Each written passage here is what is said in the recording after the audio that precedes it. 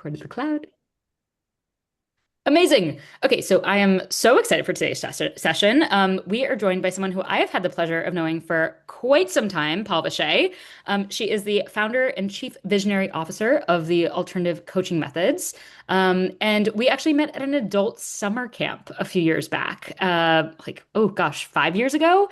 And it was one of those like beautiful, immersive, reflective experiences that totally stays with you. So from the very beginning, what stood out to me about her was the intentionality that she brings into her life and into her work, especially how consistently she carves out time for meditation. So it is just not a practice for her. It is truly foundational into how she leads, reflects, and creates clarity for herself and others. And she really does bring a rare blend of that rigor and humanity to work and leadership development. So, with a background as a former AI researcher at MIT and academic experience spanning Harvard and the University of Florida's World Bank program, she bridges technology, performance, and consciousness-based practices in a way that feels both expansive and deeply grounded. So today's session is going to go beyond our traditional planning and goal setting, and instead, Pavel will guide us through a reflection on who we're becoming as leaders, what we're carrying forward from 2025, what no longer serves us, and how we want to show up in 2026 with clarity, confidence, and alignment. So this is definitely an invitation to pause, to recalibrate, and to cross into this new year with intention, not just a plan. So, Pavel, we are so excited to have you here, and so excited that you're in the Dreamers and Doers community now. And she was also a part of the community I used to run before I joined the Dreamers and Doers team. So this is just like all the worlds colliding in the best way possible, and I can't wait for this session. We're in for a treat, I promise. So, Pavel, go ahead and kick us off. Hello, everyone. I'm so excited and a little nervous to be here. I've never done one of these before, but I'm really glad and grateful that we're doing this because I do feel that oftentimes we set a lot of goals for ourselves for the new year, and goals are just so task oriented sometimes that they can feel overwhelming, and then we don't take anything with us into the new year. And next thing we know, we're halfway through and asking ourselves, wait, what did I get accomplished? So today I want to shift the narrative a little up from what are we doing to who we are becoming. So I'm going to attempt to share my slides here so that we can get started.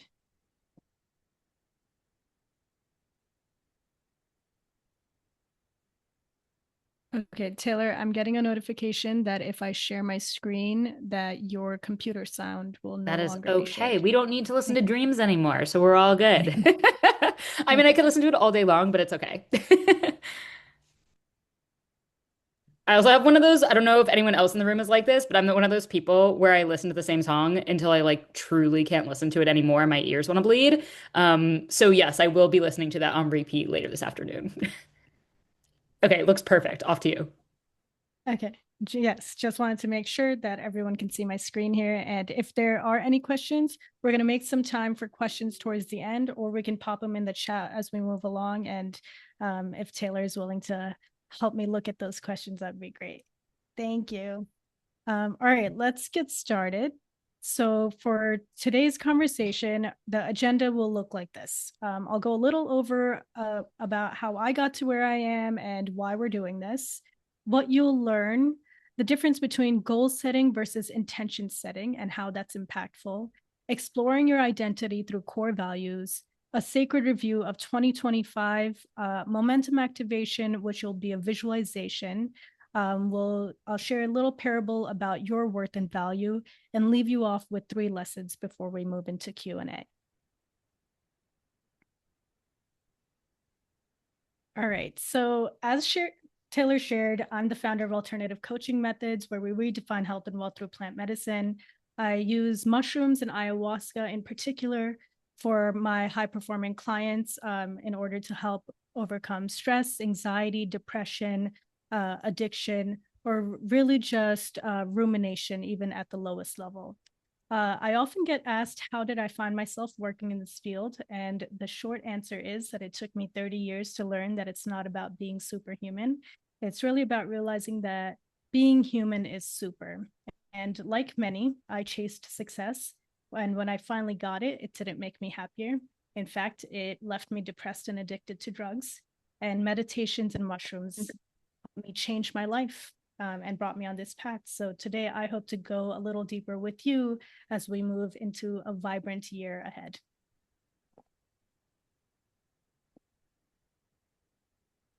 Okay, so what we'll learn is that most leaders stumble into the new year, and the ones who redefine their trajectory intentionally cross intentionally.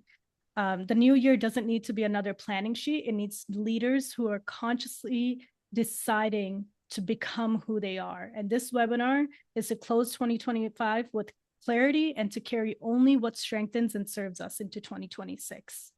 In this hour, we'll reflect on 2025 with strategic truth, release patterns that drain our authority, activate the identity of our 2026 self, anchor momentum that lasts, and that realize that this is not just a reflection, it's for nostalgia, it's for power moving forward. This is important because if we're not focused on where we're going, distractions will seem like opportunities. And the only way to have clear direction is to make sure that our inner compass is fine-tuned. All right, so let's get started. I want to go over the difference between goals versus intentions. Goals are about arrival. They give us direction, but they chase an outcome. And while goals point the arrow toward a destination, it can also mean that we're not necessarily living in alignment with what we truly want. So goals chase an outcome while intentions shape who we become along the way. If we set intentions for the new year, it actually allows us to do what you want to achieve and choose how you want to live along the way. Intentions give us orientation. They steady our hands and hearts, shaping the way we move up regardless of where we land. So when we lead with intention, every step becomes meaningful, and even missed goals still carry us closer to what we are meant to be, not just what we are meant to do.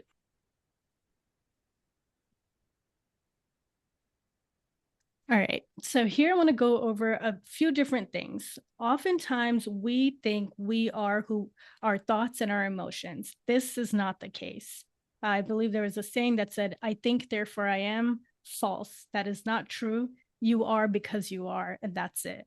Our thoughts are something we observe, and that the sacred witness in us is the observer. Our being has two modes, thinking and doing. So thinking allows us to form ideas and even tap into intuition at times.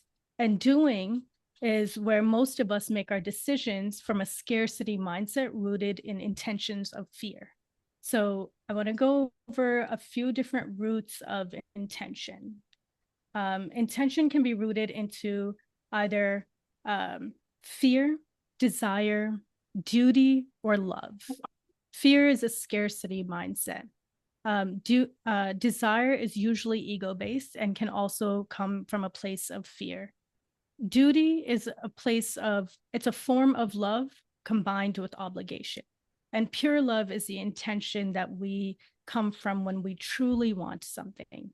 This is a place of being. So both thinking and doing are an extension of being, and sitting in the seat of consciousness is a form of self-love that leads to trust. And we cultivate trust in 4 ways. So trust can be cultivated through what I call the 4 C's: care, competency, consistency, and character. So someone has to care for us if we are to trust them. We need to know that someone understands the situation at hand if they are to be trusted. This is where competency comes in. Consistency is not always the most competent or caring, but those are the individuals that are there for us no matter what. And character, these individuals are the ones that have a strong moral and ethical compass. We can build trust with ourselves in the same way that we build trust with others through these 4 C's.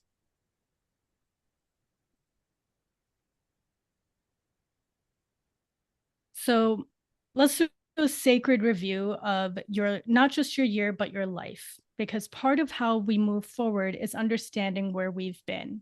So one way to become closer to who we truly are is to connect with our core values. Core values serve as a compass to lead us back home to ourselves.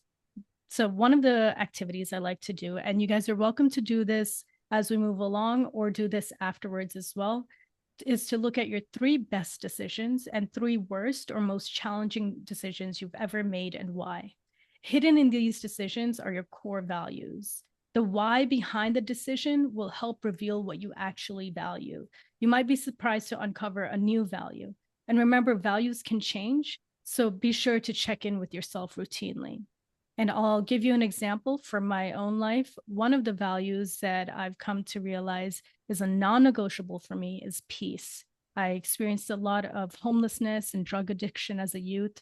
And when I finally found my inner peace, I set some strong boundaries around that.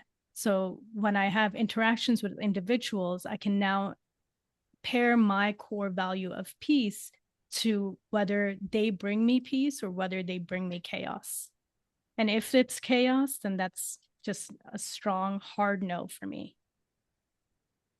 And you can do this, you can take these core values. Oftentimes, almost everyone values connection and growth. There will be 3 to 5 more core values that will be guiding your life. And those are the ones that we want to pay attention to. Then for the next week, you can take a look at all of the decisions you're making, like how you spend money, who you spend time with, how much time you spend working, what kinds of foods you eat, and even your sleep hygiene, and see if these decisions align with your core values. So again, one of my core values is freedom, for example. And I realized that I'm not truly free if I'm eating foods that are hurting my stomach. In fact, I'm kind of a slave to my body at that point. So that helped me change my relationship with food and my body in order to live in closer alignment with that value of freedom.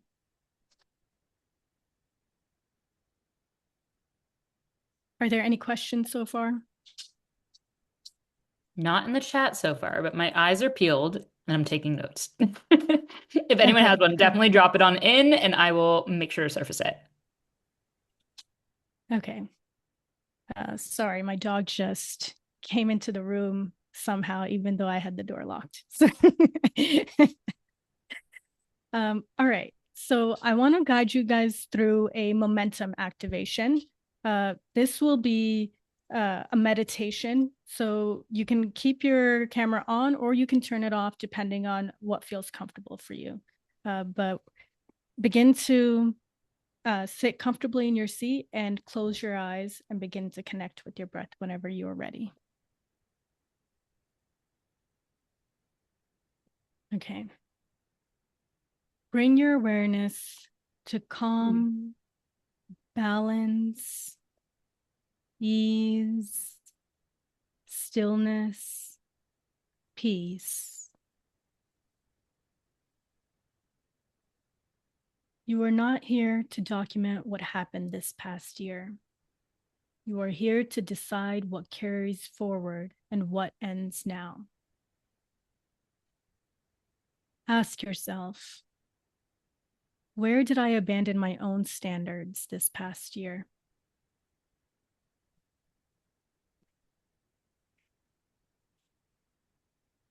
Where did I demonstrate extraordinary leadership this past year?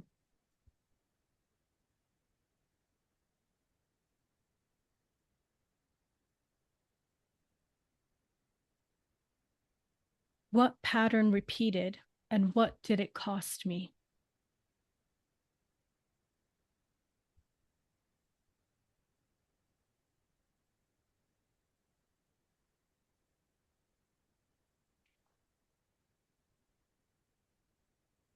What challenge refined me?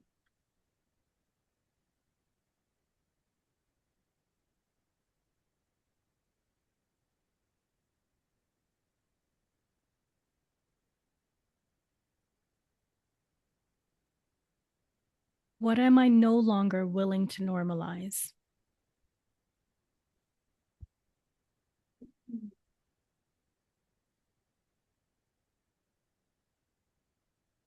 Affirm to yourself, I release the illusion of perfection.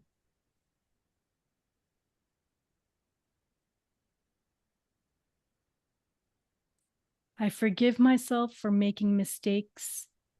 I am complete with who I am choosing to be.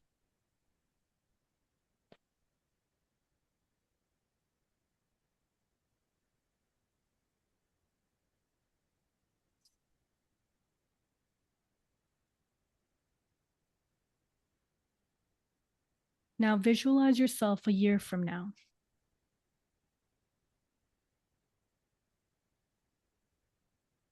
Who have you become?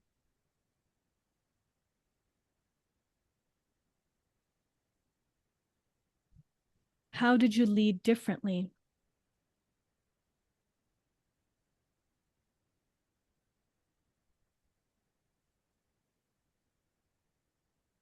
What no longer dominates your nervous system?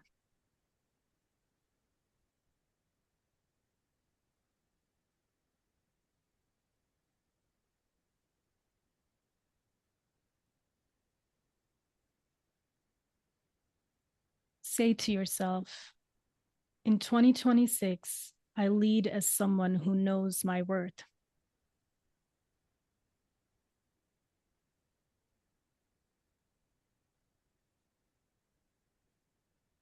My new operational standard is clarity and compassion.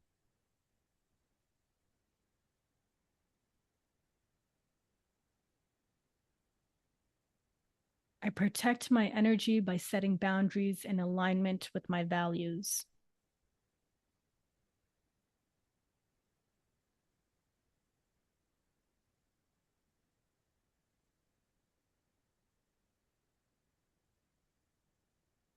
Now bring yourself back to calm, balance, ease, stillness, peace.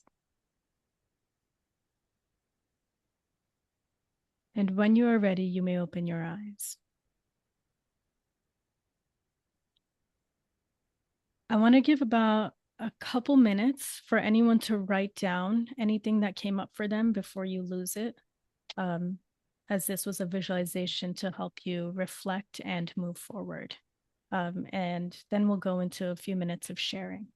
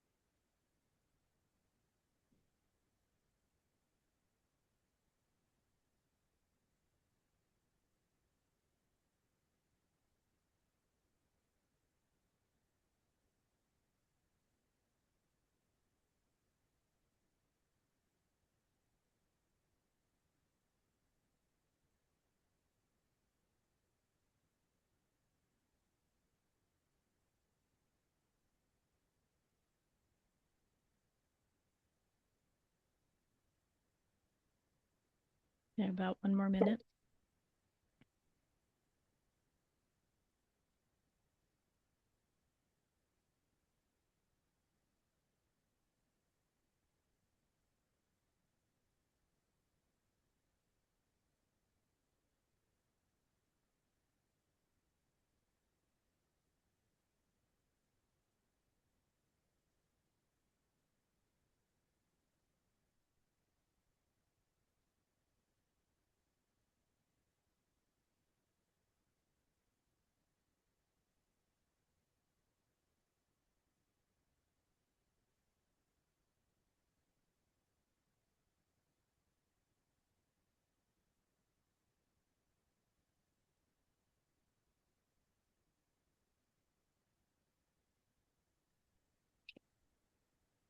Um, if anyone would like to share, please feel free to unmute and speak.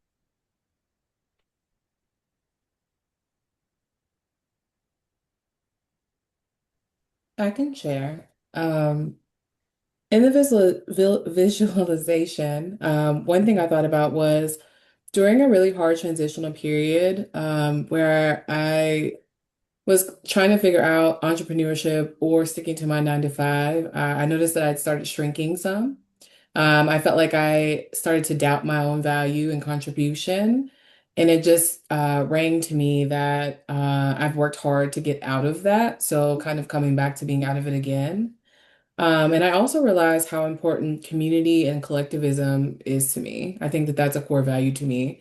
Thinking about us being a collective and not individuals and operating in that way and helping in community. I think I come from a coaching background, like a career coaching background, and I think that's why I love that work so much because I believe that collectivism has to exist for us to move forward. So those were kind of some things that I uncovered when thinking about my experience last year, good and bad, in the decisions that I made. Thank you so much for sharing, Ashley. It sounds like you were able to reflect on your core values as well as the momentum forward. I have a follow-up question for you. If your life was a book and 2026 was a chapter, what would you title it? Hmm. I would title it, and it's kind of cliche, but I think I'd be The Rose That Grew from Concrete. I feel like that's my life story, like just in harsh environments, still growing. So I think that, that's what I want to be.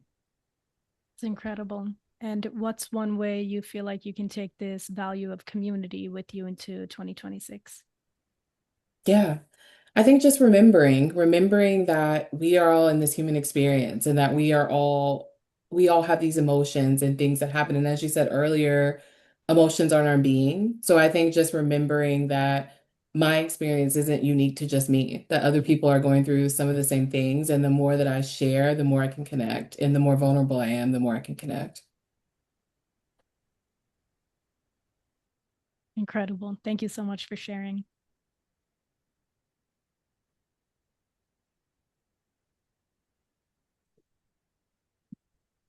Would anyone else like to share? Looks like Kate has her hand raised like a Zoom pro. Okay. Okay. That was Yes, beautiful, please Ashley. go Thanks for for it. I can't sharing. see everyone. Oh, So yeah, just hop in. I'm here to help out. Okay. Thank you. Um, no, Ashley, what you said resonated so much with me, and I think in a similar vein, that sense of community, I think has always been central, but there were a lot of moments, for better and worse, in the last year where that became really crystallized. And one of the lines that I jotted down after was, whenever I offer or ask for real community, it always held me. And I think, I've long been someone who sort of identified as like, I can ask for what I want. I can, you know, put myself out there, but I think in some ways I use that as a cover to not actually ask for what I really wanted, um, or needed. And there were several moments in the past year where what I needed was just to like be in community with somebody else in different ways. And every time I just asked for that on its face, and again, I think Ashley, I'll roughly paraphrase, but what you said about, like the more I was willing to open up and offer up myself when I could be of service in that context, but also just be a more willing recipient, which has sometimes been more uncomfortable. Like both of those landed me in the same very closely held place. And I think it became really clear for me that both of those are equally valid and meaningful and actually the same thing at their core. Hey, thank you so much for sharing. One of the things that's coming up with for me is that when we ask for something, I suppose we're not just asking for it, but from our community, we're also asking for it from the universe. And if we are the universe experiencing itself, then really what it is that we're in communion. It's a relationship that oftentimes things happen in our lives and we react to them without realizing actually we can be the igniter of that action and the universe can react to us instead. And so, and with that said, I would say that once you receive what you've asked for, ask for the discipline to maintain it and keep it. Yeah, that's true. But I think too, that word communion is such a beautiful one. And I'm so glad you said it because I think it's the word that I was reaching for because it is whether we're sort of showing up for someone else in community or being like on the receiving end. It's that point of connection and that point of communion that is so central. So I'm excited to explore that idea further this year. Thank you.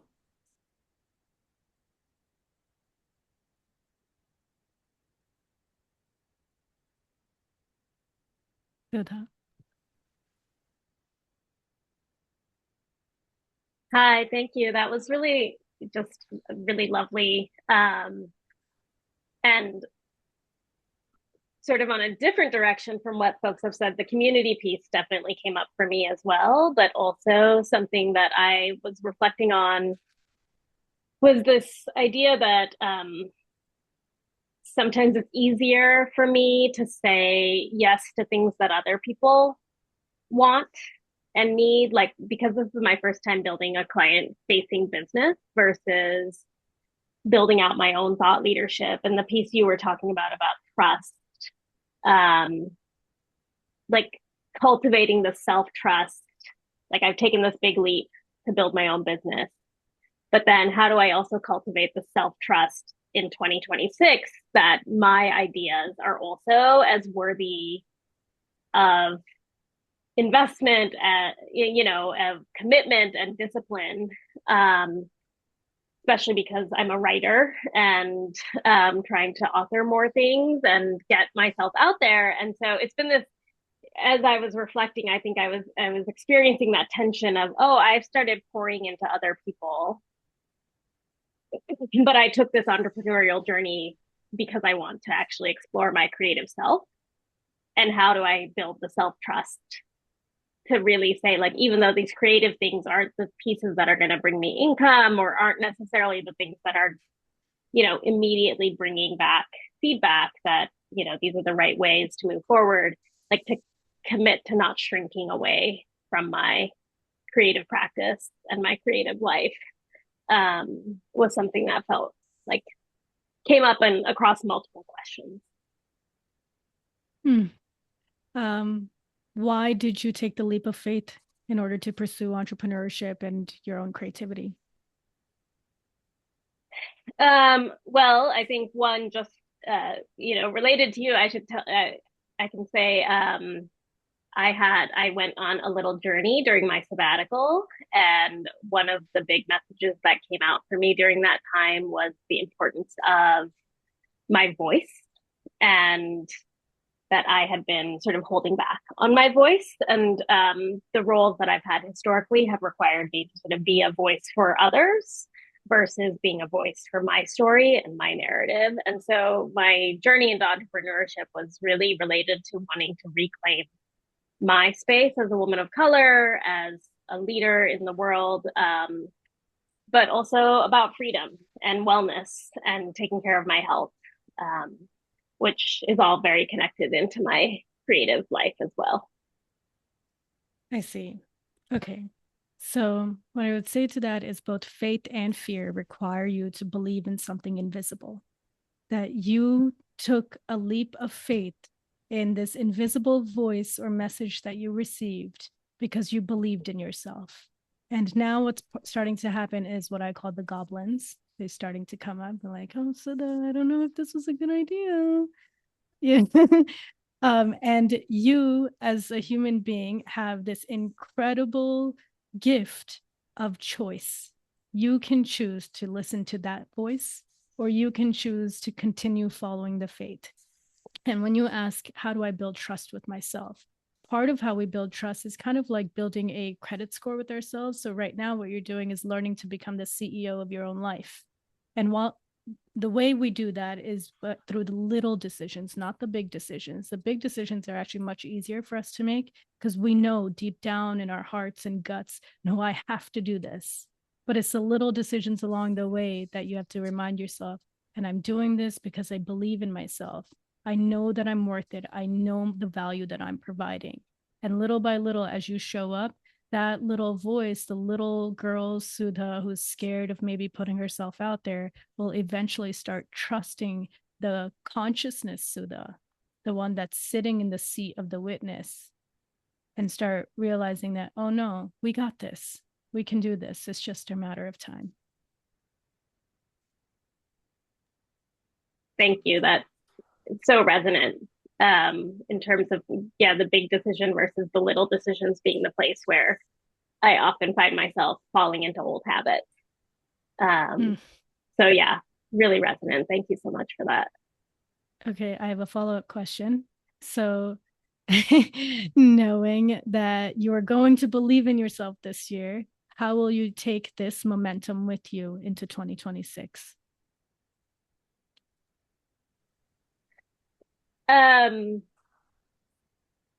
I think what is coming up for me is the sense of like, what are the little habits that I want to cultivate? Because I have a tendency to go big, and the momentum is actually in the small, as you said, around self trust. And it's so funny because this is what I tell my clients all the time, but I just haven't connected it to myself. Um, so yeah, like what are the small, tiny habits I can have that are related particularly to my creative life? And I've already, I'm doing a creative challenge for January, but I think often those things fall off after January. So really getting some focus around what are those habits going to be February, March, and onward. And so that the momentum goes past January. Okay. One of the small habits that I've found works really well is also doing a negative thoughts audit. So anytime we have those little goblins come in, just tally them. How many times are those goblins coming in throughout the day? And eventually the goal is 0. It'll probably start off somewhere around 500, 600. Probably more than that. Most people get tired after tallying 30. So don't be alarmed, but noticing that negative self-talk will allow you to notice how your mind is working, which will then give you the power to change it. Okay. Amazing. Thank you. Yes. One more question or share if anyone has any. That said, I was still in the hot seat. I was like, whoa. That was great though. I'm happy to share. I think that as I was reflecting on 2025, I felt like a deep sense of gratitude. It was a challenging year, but also one of my most expansive and just allowed me to really step into feeling confident. I feel like that has been always my biggest feedback from people is like, Maria, be more confident, be more bold, be more loud. And I feel like this is a year that helped shape that expression. And I also noticed that I'm just so future forward thinking, but in the sense of approaching motherhood and really thinking about what is that, what are the conditions I want to create for myself? Like I'm a contractor, I'm a freelancer, so I know there's a level of like a nest egg that I want to build and give myself that space and stillness and peace to really experience motherhood versus trying to rush into it or feeling like I have 8 weeks and having that ticking time clock. And so,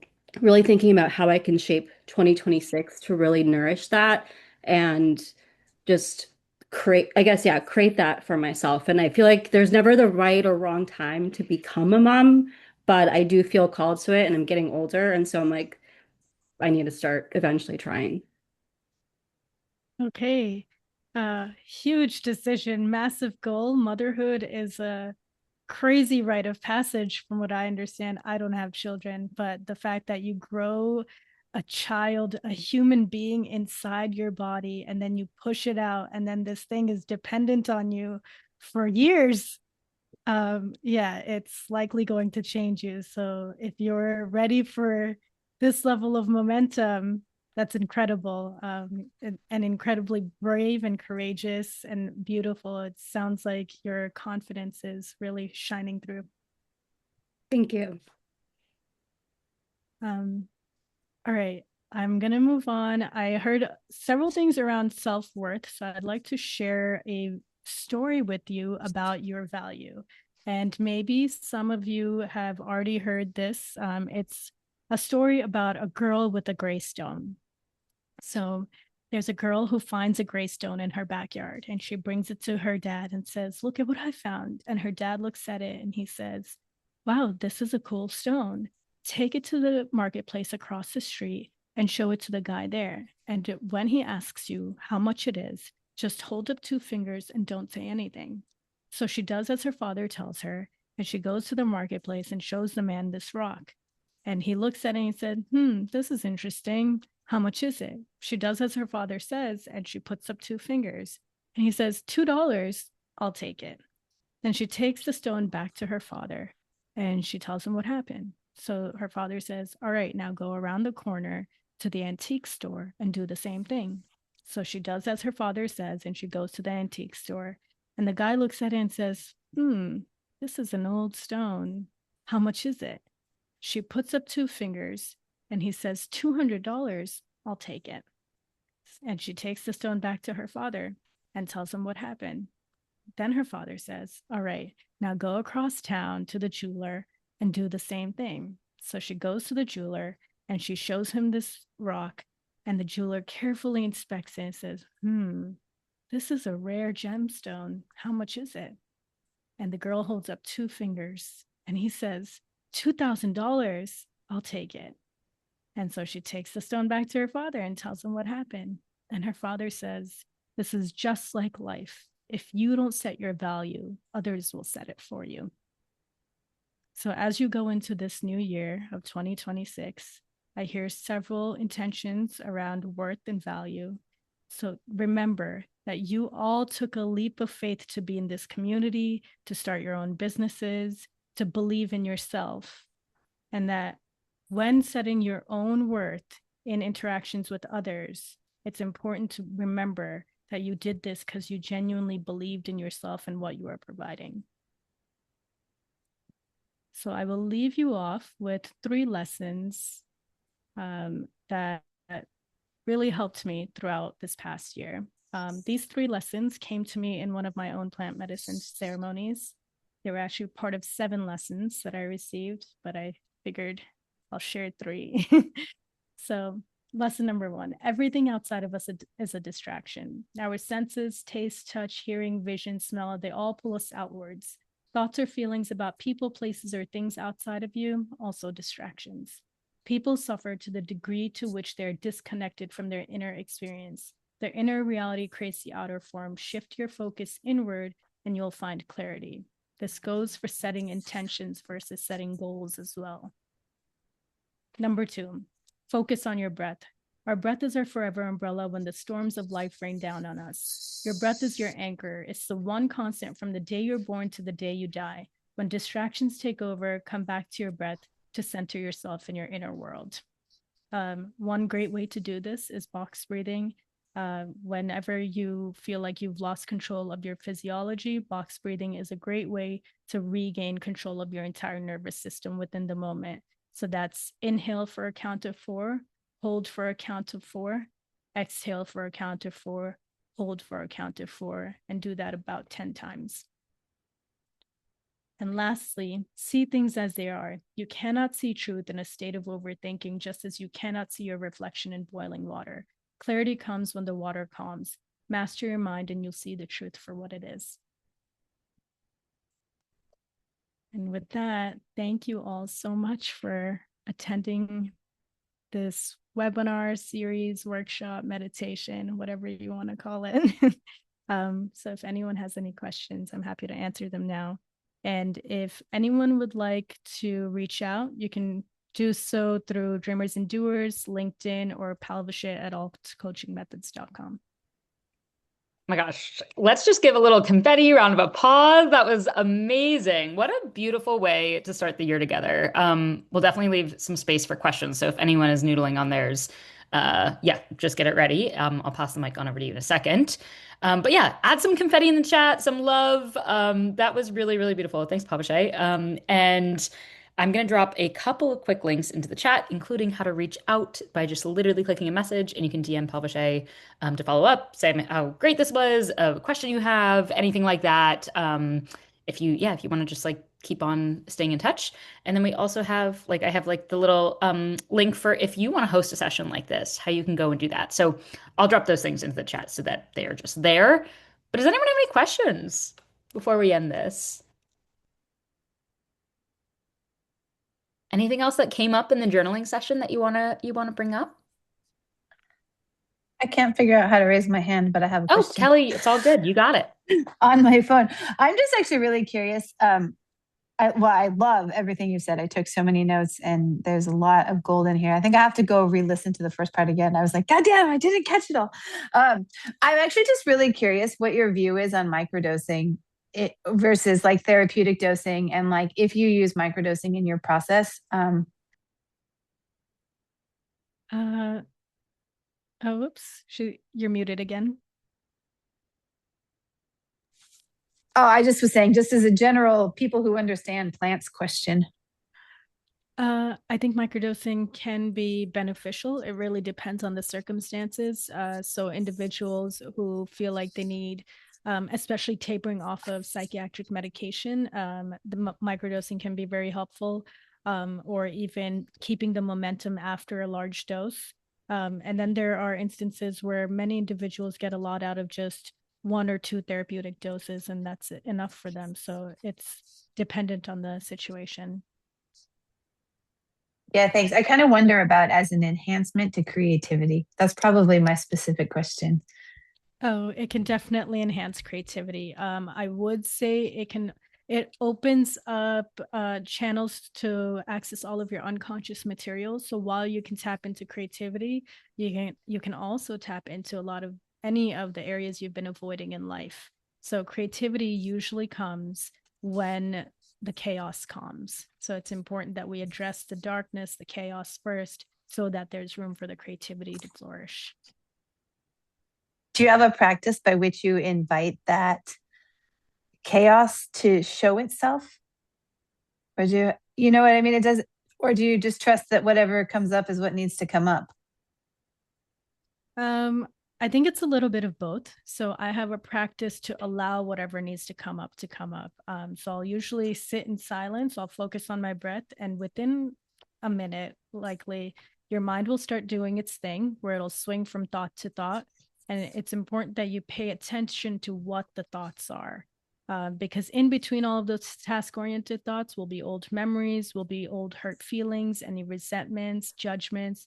Those are the thoughts worth questioning. They're worth questioning and asking, is this true? How do I know it's true? And what's truer? Very Byron Katie. Yes. Yes, it's a great process. It works every time. I know, it's the best. I'm a huge fan. Amazing. It looks like we have a couple more questions. Ashley, you want to go next? Yeah, I can go. I think my question is about decision making. I'm a person that has performance anxiety, and sometimes I have to differentiate whether it's my anxiety choosing something or it's myself choosing something.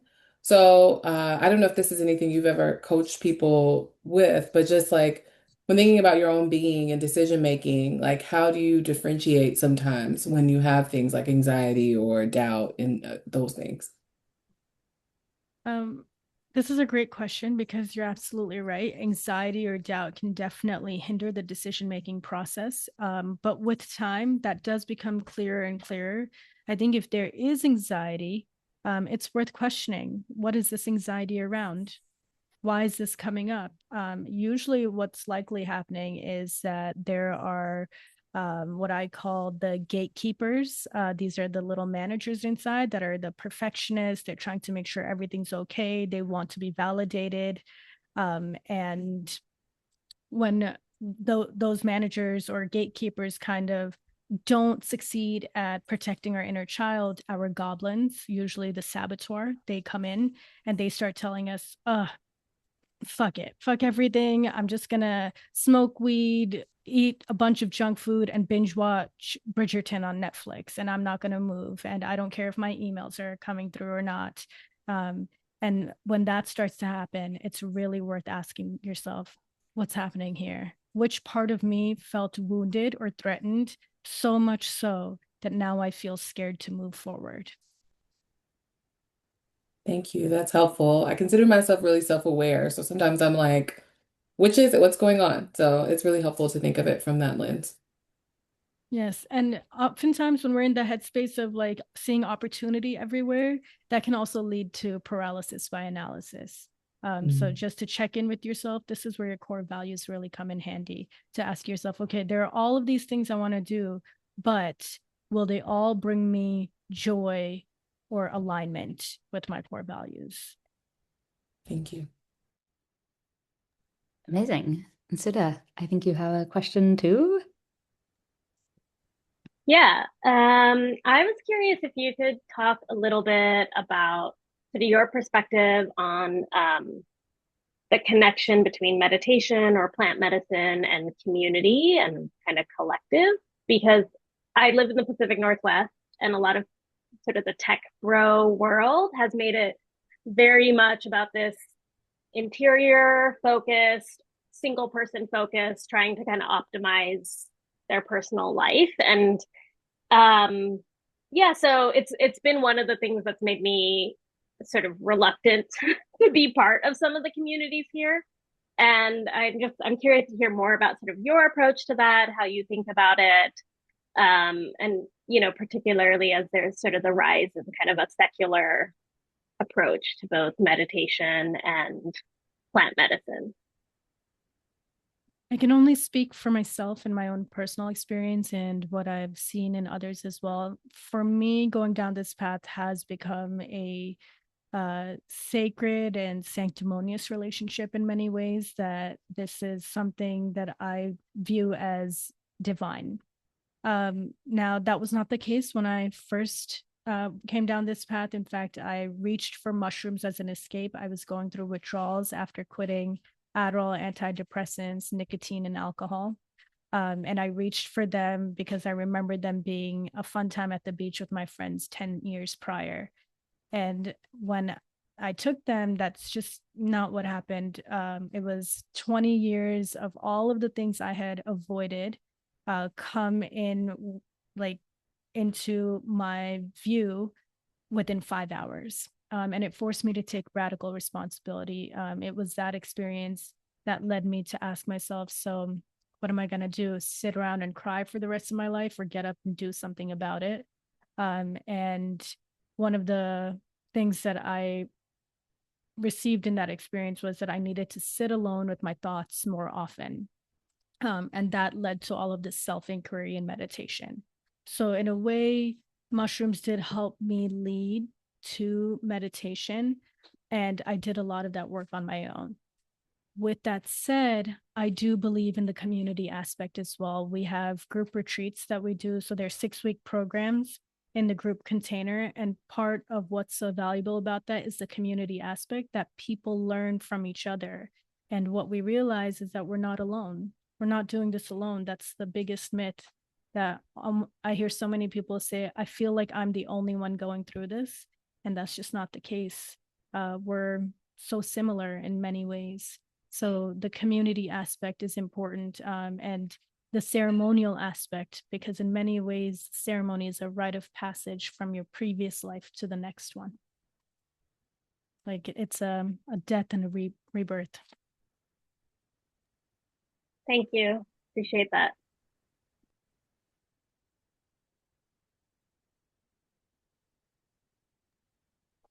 Anything else coming up for anyone before we hop off?